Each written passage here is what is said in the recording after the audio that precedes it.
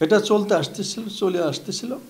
তারই মধ্যে ইসমাইল কারী রহমতুল্লাহ যে ছেলে, বড় ছেলের নাম হলো আব্দুল খালেক সাহেব, উনি আমাদের মুর্শিদ কেবলার কোনো বিরোধিতা করে নাই।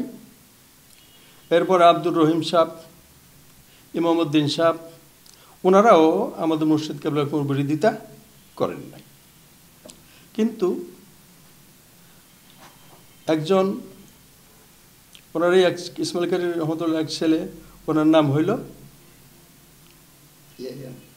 জনাব ইয়াহিয়া খান সাহেব, ইয়াহিয়া সাহেব।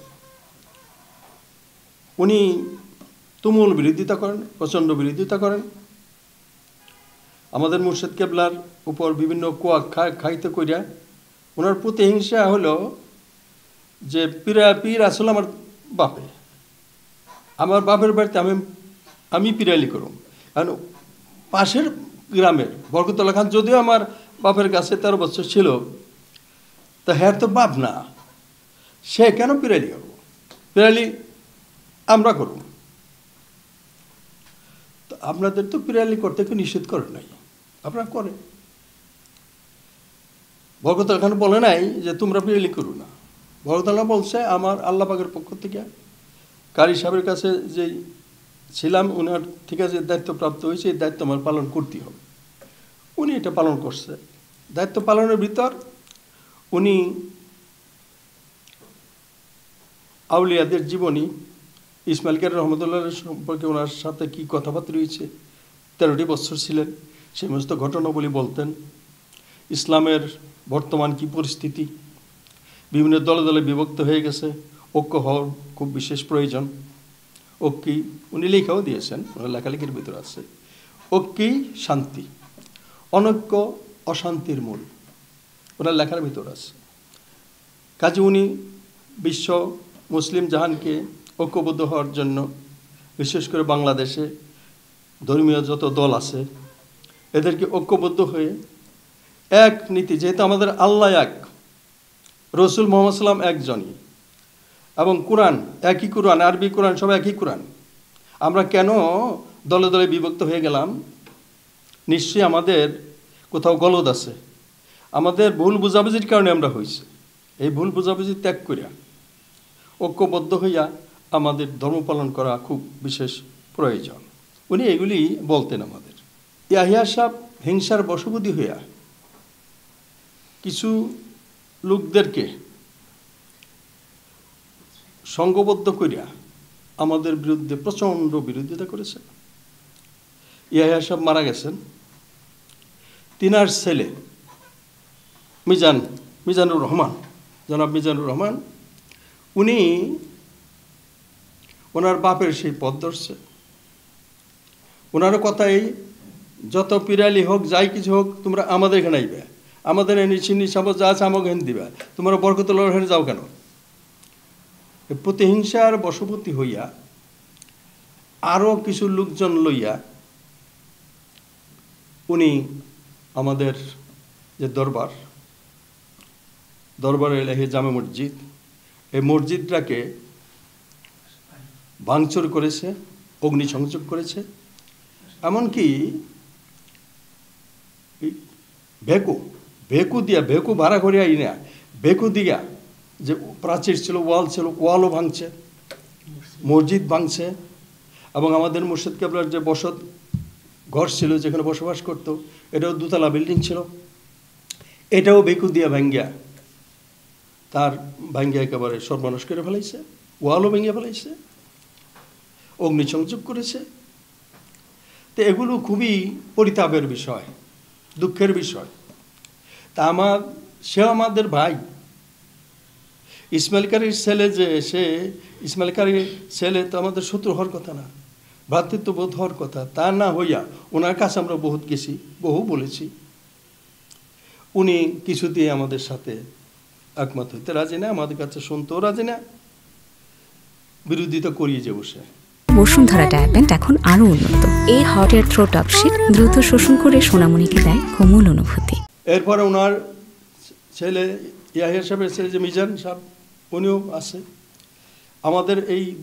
ওটা এর আগেও এরকম ভাঙচুর করছে, এটা দেখা একবার কত শোনা হবে এসপি সাহেব এএসপি সাহেব মাহবুর রহমান সাহেব 2018 সালে নবাবগঞ্জ থানায় যে এএসপি মাহবুব রহমান সাহেব উনি আমাদেরও ডাকাইছিলেন যে এখানে এরকম ভাঙচুর করা শত্রুতা করা এটা তো ঠিক না, শান্তি শৃঙ্খলা বিঘ্ন ঘটানো তো ঠিক না, তা আপনারা আসেন। আমাদেরও ডাকাইছে, ওনাদেরও ডাকাইছে। ডাকাইয়া স্ট্যাম্পের ভিতর লেখাইছে যে ওনাদের কাজ ওনারা করব, ওনারা তো এখানে কোনো ইসলামের সরাসরি বিরুদ্ধে কিছু করে না, নামাজ কালামই তো পড়ে, ওনাদের পীর সাহেবের জীবনী ওনারা আলোচনা করে। হ্যাঁ, তো এতে তো ইসলামের কোনো ক্ষতির কোনো কিছু নাই।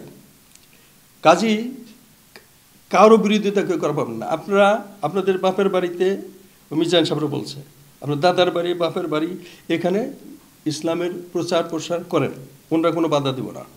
আর ওনাদের পীর সাহেবের বাড়িতে আমাদের কথা বলছে, আমাদের পীর সাহেবের বাড়িতে আমরা সেখানে অবাধে যাতায়াত করতে পারবো, আমরা সেখানে পাঁচেগানা নামাজ পড়তে পারবো, দরবার আল জামে মসজিদে জুমা নামাজ পড়তে পারবো, ঈদের নামাজ পড়তে পারবো, এমনকি বার্ষিক মাহফিল বৎসরে একবার আমরা সমবেত হই, আমাদের মসজিদ কেবলা বক্তব্যরা এটাও হতে পারবো। এই ব্যাপারে লেখা তাদেরও সই নিছে, আমাদেরও সই নিছে। এবং এই স্ট্যাম্পের ভিতর এই স্বাক্ষরিত কপি এখনও টিএনও সাহেবের কাছে জমা আছে, অফিসে জমা আছে এবং থানায়ও জমা আছে। তারপরও তারা এগুলি ভায়োলেট করিয়া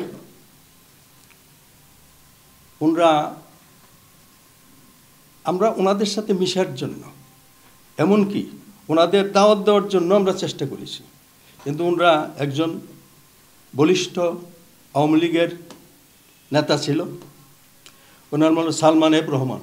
আমরা পলিটিক্স করি না, যখন যে সরকার আসে তাকে আমরা সেলট দিই। রাষ্ট্রদ্রোহিতা কোনো কাজে আমরা এই পর্যন্ত অংশগ্রহণ করি নাই, ভবিষ্যতেও করবো না, এরকম কোনো প্ল্যান আমাদের নাই।